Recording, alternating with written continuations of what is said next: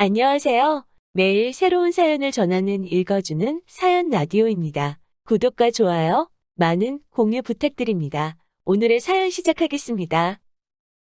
안녕하세요. 시어머니도 아니고 시이모 때문에 결혼 생활에 회의감을 느끼게 된 30대 여성입니다. 남편과는 오랫동안 알고 지낸 사이예요. 처음 알게 된 건 대학교에 들어가고 얼마 지나지 않아 가입했던 동아리에서였지요. 남편은 군대에서 막 전역한 선배였고 신입생이었던 제 눈에는 그런 남편이 꽤나 어른스럽게 보이더군요. 하지만 그때만 해도 그냥 선후배 사이로 적당한 거리를 유지하며 지냈지 같이 술자리는커녕 밥 한 번 먹어본 적이 없었네요. 그런 남편과 사귀게 된 건 졸업 후 취업을 하고도 한참이 흘러서였습니다. 남편이 제가 일하는 곳에서 멀지 않은 새로운 회사로 이직을 해왔거든요. 반갑기도 하고 여러 가지로 상황이 맞아떨어지다 보니 이후로 자주 만나서 그간 서로 놓쳤던 안부와 소식들을 나누기 시작했지요. 이후로 조금씩 빠르게 가까워져 반년 만에 연인 사이가 되었고 결혼까지 약속하게 되었답니다. 남편이 중학교에 들어가고 얼마 지나지 않았을 무렵 아버님께서 세상을 떠나셨어요. 하지정맥 수술을 위해 입원을 하셨는데 수술 직후 의식불명 상태가 되었다가 2달을 못 채우고 돌아가셨다고요. 지금 생각해보면 의료사고였던 것 같은데 당시만 하더라도 의료사고라는 단어 자체가 잘 쓰이지도 않았고 그래서 따져야 한다는 생각은 아예 해보지도 못했답니다. 이후로 남편은 어머님과 단둘이 살았는데 그나마 다행이었던 건 조부모님께서 한동안 경제적으로 많이 도와주셨다대요. 하지만 남편이 고등학교를 졸업하던 시기에 어머님께 남자가 생겼고 한 동네에 살고 계시던 조부모님 귀에도 그 소식이 들어갔습니다. 이후로 조부모님의 지원은 자연스레 끊어지게 되었고 어머님은 그 남자와 살림을 차리셨대요. 반면 서울에 있는 대학에 합격한 남편은 자의반 타의반으로 혼자 서울로 올라왔어요. 그리고 그때 어머님의 언니, 그러니까 남편에게는 이모였던 시이모가 남편더러 당신 집에 들어와 지내라고 하셨고요. 한푼이 아쉬웠던 남편 입장에서는 거절할 수 없는 제안이었지요. 하지만 시이모 집에서 사는 건 녹록지 않은 일이었습니다. 시이모가 남편의 방이라고 내준 곳은 창고이자 옷방처럼 쓰이는 코딱지만한 방이었대요. 얼마나 잡동사니들이 많이 있었는지 대각선으로 눕지 않으면 다리를 쭉 펴고 누울 수도 없었다고요. 식사 역시 젊은 놈이 삼시세끼를 다 챙겨 먹으려 드냐며 처음부터 먹는 걸로 그렇게 눈치를 줘서 시이모네에서 밥 먹은 횟수가 한 달에 10번이 채 되지 않을 정도였다고요. 그나마도 라면이 대부분이었어요. 그런데도 시이모는 시이모부한테 자기 면이 안 선다며 아르바이트를 하며 학비와 생활비를 벌던 남편에게서 돈을 가져가기 일쑤였답니다. 듣다 못한 제가 뭐하러 그런 푸대접을 받으면서 그 집에 있었냐 하니 새 인생 시작한 어머님께 걱정을 끼치고 싶지 않았다는데 어찌나 속이 상하던지요. 하지만 이런 과거를 시이모는 자기 마음대로 자기 유리한 쪽으로 기억을 하고 있더라고요. 남편한테 대놓고 한다는 소리가 자기가 없었으면 남편이 무슨 수로 이 서울 땅에 자리 잡고 살 수 있었겠냐면서 정말이지 어찌나 생색을 내는지 모르는 사람이 보면 시이모가 남편 목숨이라도 구해준 줄 알 만큼 거들먹거리기 일쑤였어요. 그리고 그런 시이모의 오만한 태도는 급기야 상견례 자리까지 이어졌습니다. 상견례 당시 저희 쪽이야 당연히 친정부모님 2분 다 자리를 하셨지요. 그리고 저로서는 남편 쪽은 아버님은 돌아가셨으니 당연히 어머님만 나오실 줄 알았네요. 남편도 별다른 말이 없었고요. 그런데 뜻밖에도 상견례 장소에는 어머님뿐만 아니라 시이모까지 나와 계시더군요. 양가 식구들끼리 가벼운 인사를 주고받고 얼마 지나지 않아 바로 본론으로 들어갔습니다. 혼수며 예단이며 전반적으로 결혼에 관해 이야기를 나누기 시작했지요. 사실 남편과 저는 이미 무엇을 어떻게, 얼마나 할지 어느 정도는 결정을 내린 상황이었어요. 솔직히 양가 부모님 모두, 특히 어머님의 경우 당장 저희 도움이 필요하신 정도는 아니었지만 그렇다고 저희를 도와주실 형편도 아니었거든요. 그렇다 보니 진작부터 남편도 그렇고 저도 양가 부모님께 부담은 드리지 말자 했어요.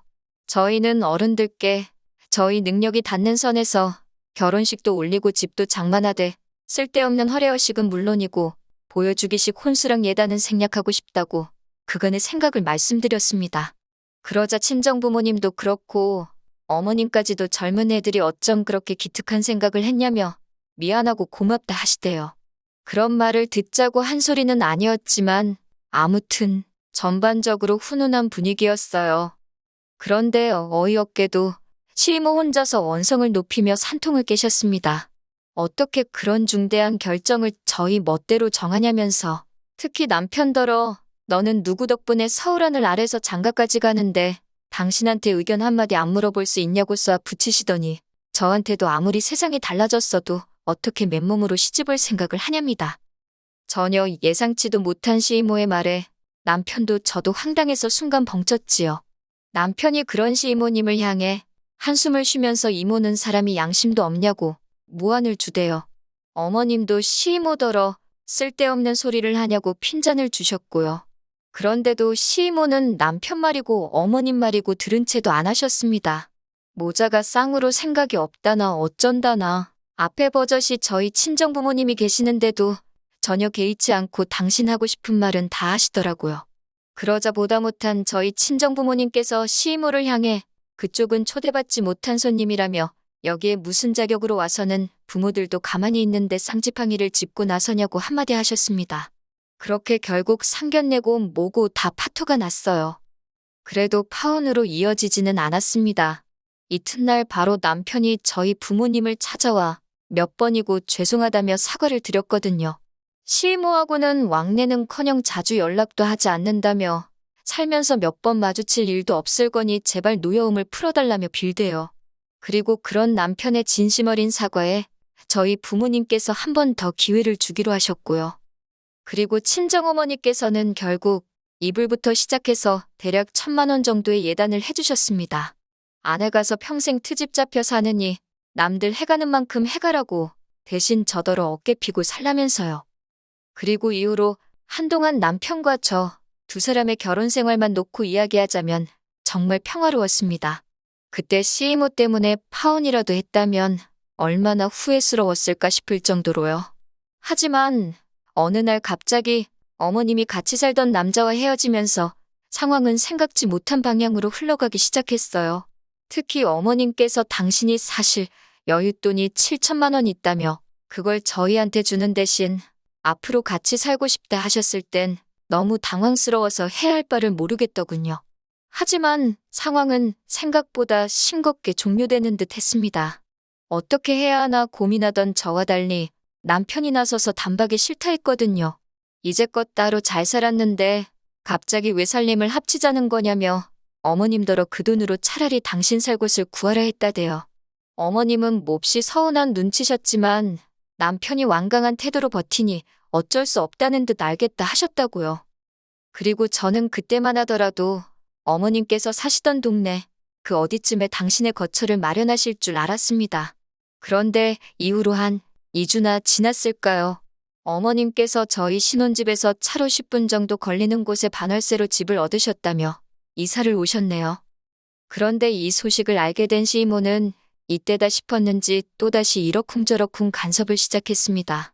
자식 새끼가 길바닥에 나앉은 것도 아닌데 왜 어머니를 안 모시느냐며 니네 엄마는 해도 잘 안 드는 집에 살게 해놓고 니들은 밥이 목구멍으로 넘어가냐고 당장이라도 안방을 내어주라는 둥 어쩌라는 둥. 정작 어머님께서는 아무 말씀도 안 하시는데 시이모 혼자서 열을 내더니 순식간에 저희를 천하의 불효자로 만들더군요. 그뿐만이 아니었습니다. 이후로도 시이모는 걸핏하면 저더러 어머님 댁에 반찬을 해다 주라던가 가서 빨래를 하라던가 정말이지 별의별 잔소리를 해댔어요. 사실 어떻게 들릴지 모르겠지만 한창 직장에서 이리 깨지고 저리 깨지며 일하고 있는데 그런 전화까지 받으면 하루 종일 기분이 더럽거든요.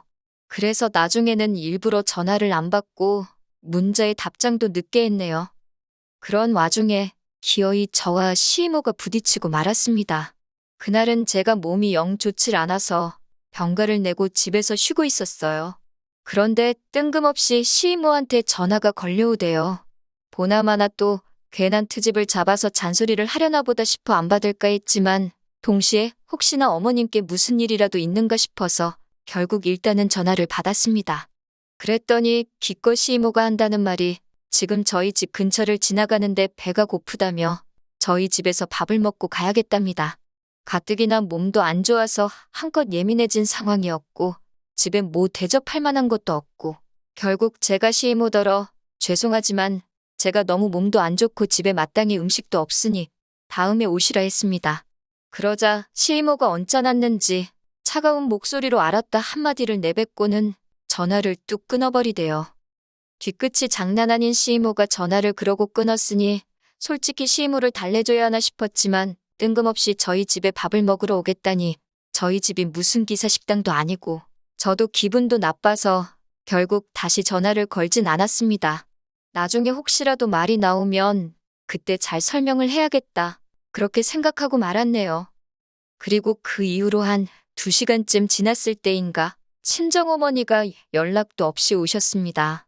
아파서 회사도 못 갔다는 소리에 걱정이 돼서 전복죽을 써 오셨다고요. 그리고 막 한 입 뜨려는 때에 다시 시임으로부터 연락이 왔습니다. 친정어머니도 보고 계신데 전화를 안 받기도 그래서 전화를 받으니 시이모가 한다는 말이 대뜸 생각할수록 괘씸하다며 빽하고 소리를 지르는 거예요. 그 목소리가 어찌나 크던지 친정어머니까지 깜짝 놀라서 소리 지른 게 누구냐 물으셨는데 순간 시이모도 친정어머니의 목소리를 들었고 양쪽에 서로를 소개 아닌 소개를 시키자 시이모가 저더러 아파 죽겠다며 자기는 못 오게 하더니 니네 엄마는 불러들였냐며 저더러 웃기는 애랍니다. 그러면서 저더러 친정어머니 앞에서 혼이 나야 그 버르장머리가 고쳐지지 않겠냐며 대뜸 전화에다 대고 화를 내기 시작하더군요. 말대꾸를 해대는 거 보니까 멀쩡하면서 죽을 병에 걸린 것도 아닌데 시이모가 온다고 하면 얼른 오라고 하고 하다못해 김치밖에 없어도 밥을 차려주는 게 맞는 거 아니냐면서 저더러 예의도 모르고 경우도 없대요. 게다가 당신은 시어머니의 언니니까 따지고 보면 어머님보다 더 높은 사람인데 저더러 자기를 뭘로 보고 어떻게 그따위로 행동을 하냐고요. 그리고 나서도 한참을 무슨 입에 따발총이라도 달린 거 마냥 어찌나 따다다다 당신 말만 쏟아내던지 저한텐 단 1초도 해명할 틈조차 주질 않더라니까요. 한바탕 폭풍우가 지나간 듯한 시이모의 전화가 끊어지고 저는 졸지에 그것도 친정어머니 앞에서 수모를 겪었다는 생각에 저도 모르게 눈물을 흘렸습니다. 그런 저더러 친정어머니께서 전 잘못한 거 없다며 울지 말라셨고요. 그러더니 바로 사위인 남편에게 전화를 걸어 시이모와 있었던 일을 설명하셨습니다. 그리고 남편더러 퇴근 후 최대한 빨리 집으로 오라며 시이모 전화번호도 물어보시대요. 얼마 후 친정어머니의 전화인 걸 알고 받은 건진 모르겠지만 하여튼 시이모가 전화를 받더군요. 친정어머니께서 시이모한테 시댁 식구도 한 달이 건너야 하는 사이면 천리만큼 먼 거라며 그것도 모르냐고 따지셨어요. 그러면서 별것도 아닌 걸로 어른 행세하려 들지 말라며 추접스럽고 꼴사납다고 뭐라 하시더니 경우고 예의범절이고 나이는 어디 콧구멍으로 먹었냐며 경거망동하지 말라고 그래봤자 애들이 비웃기나 하지 안 무서워한다셨지요. 부들거리는 시이모의 모습이 전화기 너머로 선명히 그려지는데 친정어머니께선 시이모가 했던 것처럼 당신 할 말만 하고 전화를 그냥 끊어버리셨습니다.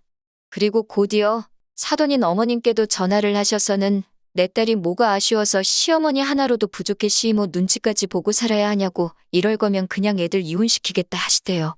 그러자 어머님께서 만나서 이야기하자 하시더니 정말 30분도 걸리지 않아 저희 집으로 오셨습니다. 그리고 저희 친정어머니를 보자마자 죄송하다고 당신 언니가 왜 그러는 건지 당신도 모르겠다며 아무튼 앞으로는 시이모하고 제가 마주치는 일은 다신 없을 거라고 이번 한 번만 이해 좀 해달라고 사정을 하시더라고요. 사실 어머님께서는 당신 아들인 남편이 시이모한테 당한 서름을 나중에서야 아셨는데 그럼에도 불구하고 시이모한테도 제대로 따지지도 못하셨대요. 그래서 더 남편한테 미안한 마음을 가지고 계셨고 남편을 좀 어려워하셨지요. 하지만 그 이튿날 토요일 점심 무렵이었어요. 이번엔 그냥 전화가 아니라 아예 시이모가 저희 집으로 쫓아왔습니다.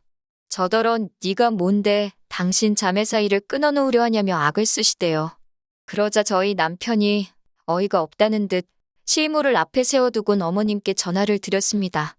그리고는 모두가 들을 수 있게 스피커폰을 켜고서는 시이모가 또 찾아와서 우릴 괴롭힌다고 이야기를 하더군요. 그러자 전화기 너머로 어머님께서 시이모한테 악을 쓰셨습니다. 왜 남의 아들 며느리를 잡아먹질 못해 안달이냐며 제발 관심 좀 끄라고요.